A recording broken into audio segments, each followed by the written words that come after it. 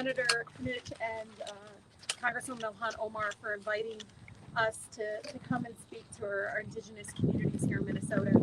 It was heartbreaking yesterday to hear a mother break down in tears talking about the future for her daughters.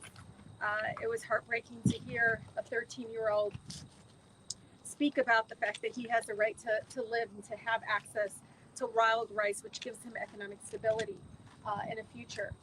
And so much of those stories, I think, are yet to be told in regards to Line 3 and the devastation to our tribes and the devastation to our land and our climate.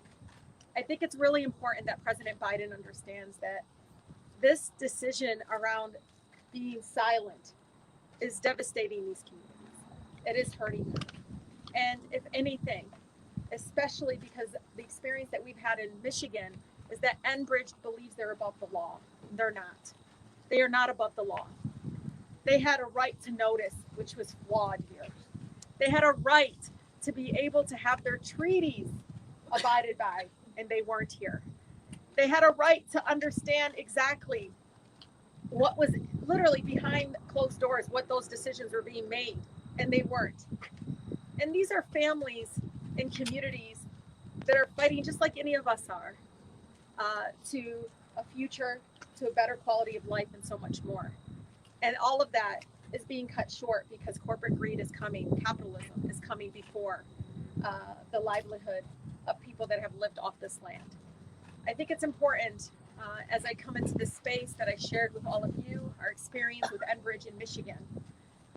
There is no safe way to do this work that they continue to say. I mean, we see it during their construction period, and we're going to continue to see it moving forward. This is unsafe.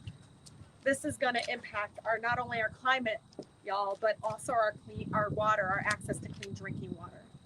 And just again, I just thank you all for being vulnerable and talking so much about that truth, about the fact that you're not going to be able to provide wild rice, to be able to provide for your families, the fact that you are worried about the land and all the harm that comes with putting this devastating pipeline through it. So I just want you all to know, I heard you even to this morning saying we just need a voice.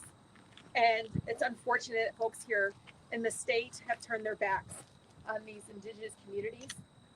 But I'm not going to, and I know my colleagues stand with me in saying that we're going to continue to fight and hold President Biden accountable in understanding this is directly impacting our climate, but also that no corporation, no matter how much money or influence they have, are above the law, and treaties must be respected.